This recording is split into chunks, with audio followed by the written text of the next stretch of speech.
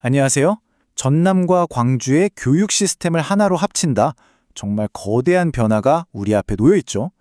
그래서 오늘은 교육 관계자분들을 위해 이 역사적인 통합원의 핵심 전략은 무엇이고 또 우리가 넘어야 할 산은 무엇인지 그 속을 한번 속속들이 들여다보겠습니다. 오늘 우리가 살펴볼 내용들인데요. 먼저 이 통합을 왜 하려는 건지 그 큰 그림부터 보고요. 가장 뜨거운 감자인 청사 문제, 그리고 불평등이나 재정 문제 같은 현실적인 과제들, 마지막으로 이 거대한 조직을 어떻게 안정적으로 운영할지 새로운 거버넌스까지 차근차근 짚어보겠습니다. 자, 그럼 첫 번째 이야기입니다.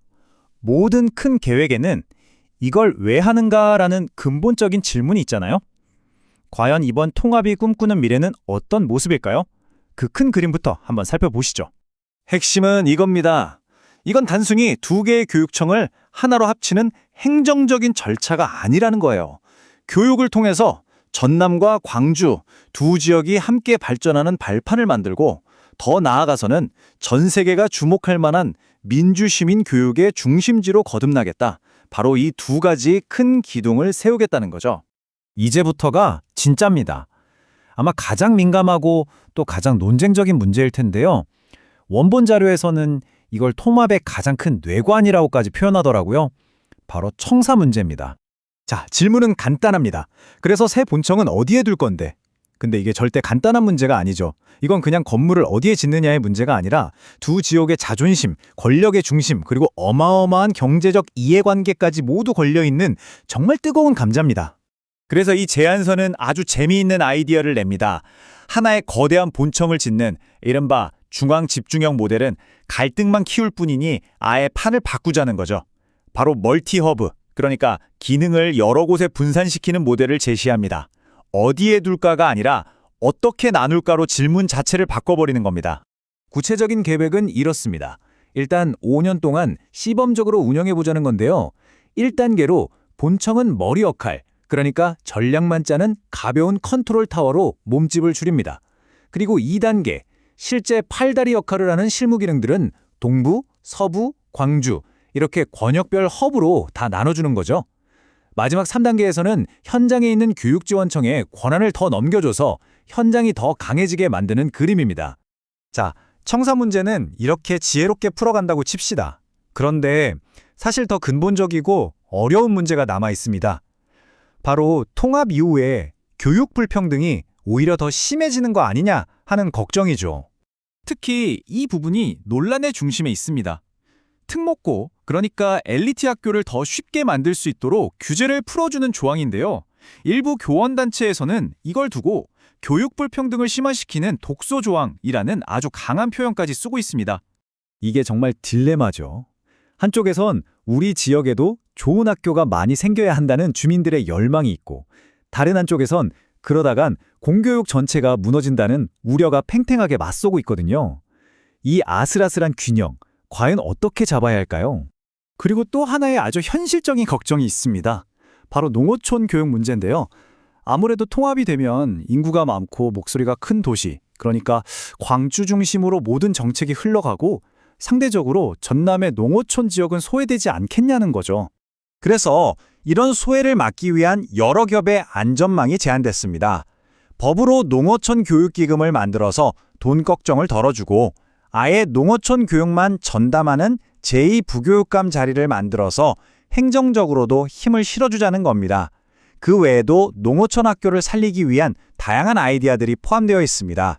자, 지금까지 나온 이 모든 좋은 계획들, 결국 이게 다 무슨 소용이겠습니까? 돈이 없으면 그냥 그림의 떡이죠. 이제 가장 현실적인 문제, 바로 재정 확보 문제로 넘어가 보겠습니다. 원래 계획은 아주 든든했습니다. 통합이 되면 중앙정부에서 무려 1조 원이 넘는 통합특별교육교부금이라는 엄청난 돈을 지원해 주기로 약속이 되어 있었거든요. 그런데 이게 어떻게 됐을까요? 네, 보시는 것처럼 법을 만드는 과정에서 이 핵심 조항이 그냥 통째로 사라져 버렸습니다. 한마디로 통합의 재정 계획에 아주 거대한 구멍이 뻥 뚫린 거죠. 그래서 부랴부랴 대안을 찾아야 했습니다.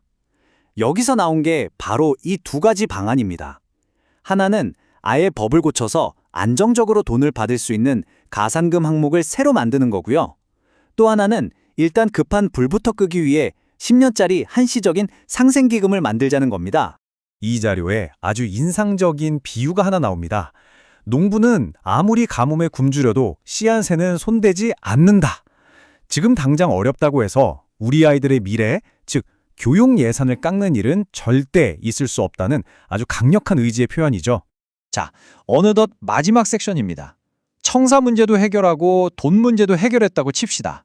그럼 이 거대해진 조직을 앞으로 누가 어떻게 안정적으로 운영해 나갈 것인가?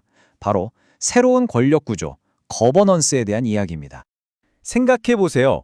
교육감한 사람이 무려 10조 원에 가까운 예산과 엄청난 인사권을 갖게 됩니다. 만약 이 막강한 권한을 견제할 장치가 없다면 어떻게 될까요? 바로 제왕적 교육감이 탄생할 수 있다는 심각한 우려가 나오는 이유입니다. 그래서 이런 독주를 막기 위한 안전장치로 아직 가칭이지만 광주 전남 특별시 교육위원회라는 새로운 기구를 만들자는 제안이 나온 겁니다. 국가교육위원회처럼 합의를 통해 중요한 결정을 내리는 독립적인 기구를 두자는 거죠. 이 위원회가 할 일은 명확합니다. 우선 교육감 혼자서 모든 걸 결정하지 못하게 브레이크를 걸어주는 역할을 하고요. 또 교육감이 바뀌더라도 교육정책의 큰 줄기가 흔들리지 않게 중심을 딱 잡아주는 거죠. 전문가, 학부모, 교사 등 다양한 사람들의 지혜를 모아서 장기적인 방향을 결정하는 그런 기구라고 보시면 됩니다. 자, 이 자료는 마지막으로 우리에게 아주 도발적이면서도 흥미로운 질문 하나를 던지면서 끝을 맺습니다. 이 통합의 가장 큰 목표가 민주시민 교육이라면 교육의 진짜 주인인 우리 학생들, 그러니까 만 14세 이상 청소년들에게도 교육감을 직접 뽑을 권리를 줘야 하는 거 아닐까요? 여러분은 어떻게 생각하시나요? 오늘 이야기는 여기까지입니다. 들어주셔서 고맙습니다.